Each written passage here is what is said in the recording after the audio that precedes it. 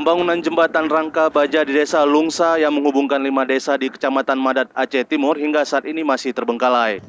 Pembangunan jembatan yang diperkirakan menghabiskan anggaran sebesar 30 miliar itu sudah dikerjakan sejak tahun 2008.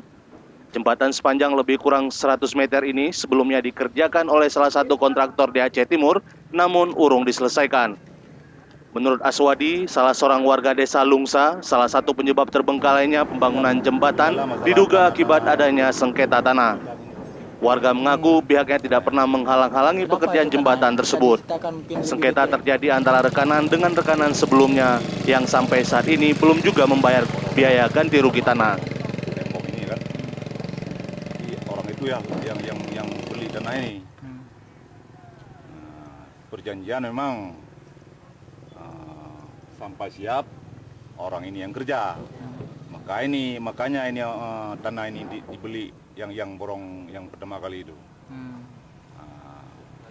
Ternyata waktu bangun kedua naik rangka ya kan, nggak jadi kasih sama yang borong yang pertama. Ya, makanya ini dituntut untuk ganti rugi lagi. Warga berharap pemerintah segera menyelesaikan semua persoalan yang terjadi di lapangan sehingga pembangunan jembatan segera rampung. Saat ini warga harus menggunakan jembatan lama yang kondisinya sangat memprihatinkan dan terus memakan korban jiwa.